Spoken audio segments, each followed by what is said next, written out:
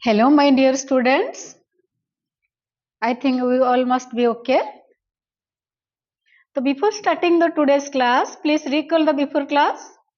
In before class, already we have discussed about the PN junction characteristic, that is forward characteristic and reverse characteristic. And that PN junction, as per the characteristic of PN junction, when you forward bias your PN junction, forward bias means your P type will be connected to positive and N type will be connected to negative. Then that under that condition, your PN junction is forward biased. But if when you connect P type to negative and N type to positive, under that condition your PN junction is said to be reverse biased. So as for the before class, detailed discussion over this forward characteristic, reverse characteristic, forward biasing, reverse biasing, and what is the effect over the PN junction under forward bias and under reverse bias already we have discussed. So very briefly recall the main point. When we forward bias the PN junction or semiconductor diode, also already I have told the PN junction is used as the semiconductor diode. So when your PN junction is forward biased, that will conduct and current flow is possible. Similarly, when you reverse bias your PN junction or semiconductor diode, that will never conduct and no current flow possible. Please remember these two lines. These two lines will be helpful for your today's class, because today's class is about the rectifier. So one important application, as for the before class discussion, one important application of semiconductor diode is to be used as a rectifier. So what is rectifier? First of all, we have to discuss what is rectifier. As for today's class, this is the outline. First we discuss what is rectifier, where we are using the rectifier and why we are considering the rectifier. Is there any practical utility? We have to well known about that, then we can proceed over that. Then second we consider what are the different types of rectifiers are available.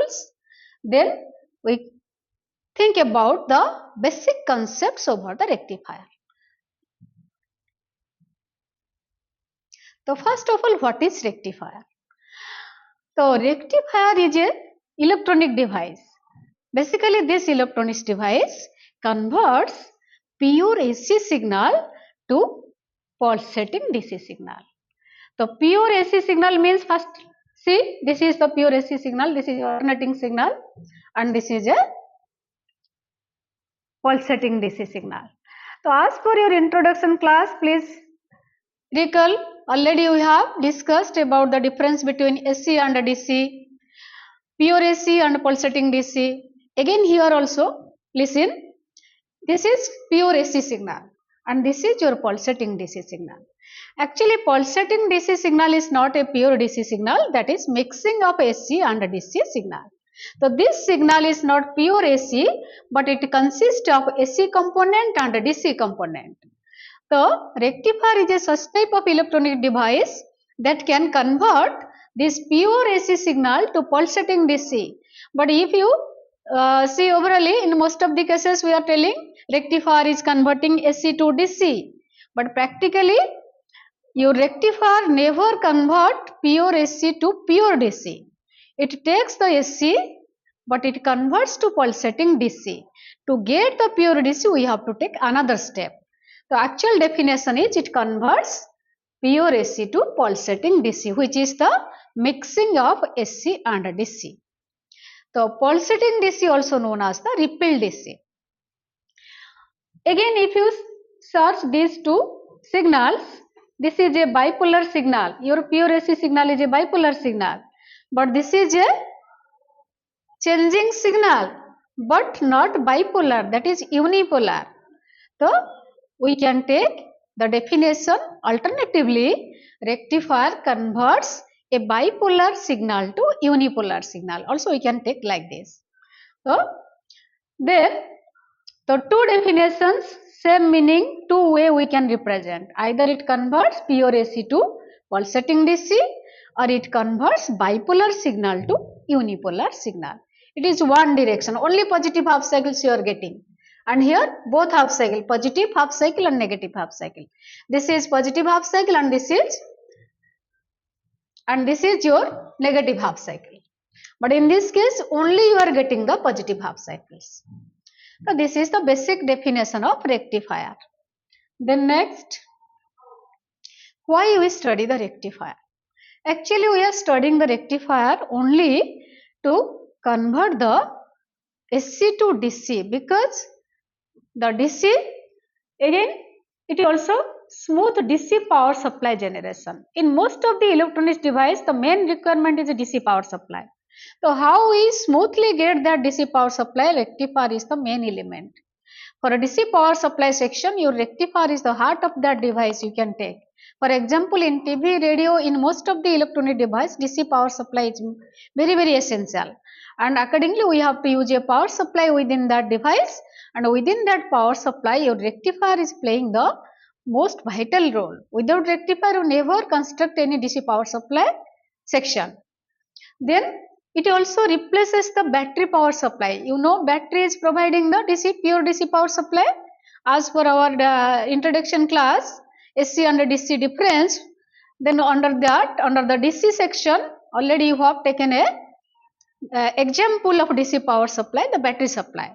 So is it comfortable to use the battery source in all the cases? No. DC power supply is essential. Within the TV, within the radio, if you use the battery source, that can possible but not portable or comfortable. So many demerits we have to face.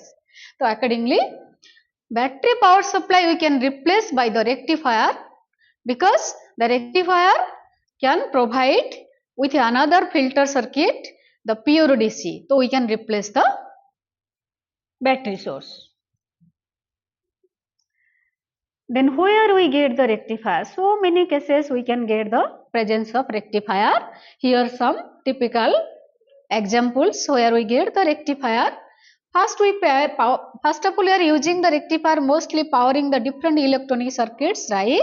Like your mobile, your radio, TV, so many entertainment devices, all are powering by the DC power supply, and by using the rectifier within that device, we can powering those devices. Then in communication devices also you can get the rectifier. Computer power supply also you can get the DC power supply or rectifier by DC power supply by rectifier. Then electrical welding section also using the rectifier to provide to generate the DC power supply. Another example is in radio, particularly the modulator and the demodulator circuit, if you search, that carry the rectifier circuit. Rectifier circuit in that case is not used for providing the DC power supply, but in that case to provide the modulation and demodulation process. Then in multiplier, adapters, all adapters are carrying the rectifiers. And in multiplier, voltage multiplier, in forwarding chapter we have to cover the multiplier, voltage multiplier. You see that multiplier is not possible without rectifier construction.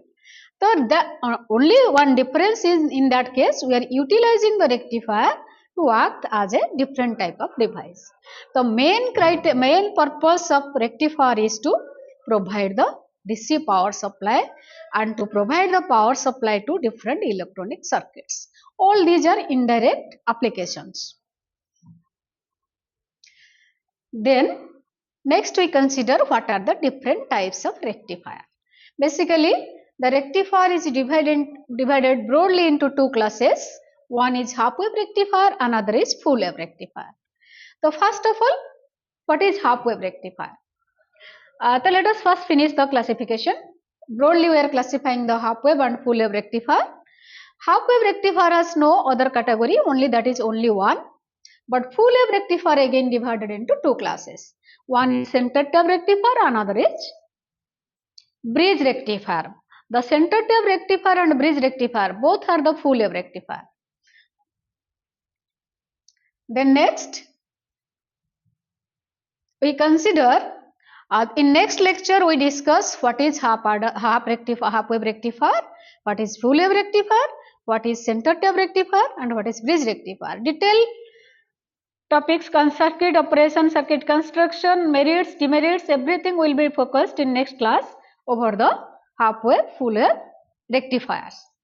So before starting the half wave and full wave rectifiers, today we only cover the basic concept behind the rectifier, whether it will be act as a half wave rectifier or full wave rectifier. What is the basic concept behind the rectifier? As per the definition, rectifier is to convert bipolar signal to unipolar signal. So now see how it converts bipolar signal to unipolar signal. This is a bipolar signal. This is the input you are applying here, this input, and here you have a diode, and here this is a load resistor. So when you apply the positive half cycle, the anode of the diode is getting positive. So as per the biasing condition, your diode will be forward biased. And under forward biased, if you consider the ideal condition, that will act as a closed switch. So accordingly, you are getting a closed path and you can get the current flow through RL and you can get the voltage drop across RL. And if we plot the voltage drop across RL, then we are getting this type of waveform during the positive half cycle. After the completion of positive half cycle, the negative half cycle will be applied, but during the negative half cycle, your anode of the diode is getting negative. The anode is getting negative means that will be reverse biased. And as per the biasing condition, under reverse bias condition, the diode will act as an open switch. So accordingly, this portion will be disconnected. So the complete circuit is not closed and current cannot able to flow this loop, and there is no current flow through the RL and no voltage drop across RL. Accordingly, we are not getting any output during the negative half cycle. Then after completion of the negative half cycle, again positive half cycle will repeat and the same process will continue. So from this, what is the conclusion? We are applying the bipolar signal, but we are getting one direction output. We are applying both positive and negative half cycle, but due to the biasing condition of forward and reverse biasing state of your diode, the signal output is only unipolar. That means your biasing condition is helping you to convert a bipolar signal to unipolar signal. So in this way, this provides the concept we can design the circuit properly so that we can convert a bipolar to unipolar signal. This unipolar signal is also covering the some property of a DC. So accordingly, this is a pulsating DC also named as the pulsating DC. So this is the fundamental concept that provides diode can be used as a AC to DC converter, though some extra elements required. So for today this is enough, and next class we discuss about the detail about the different rectifiers.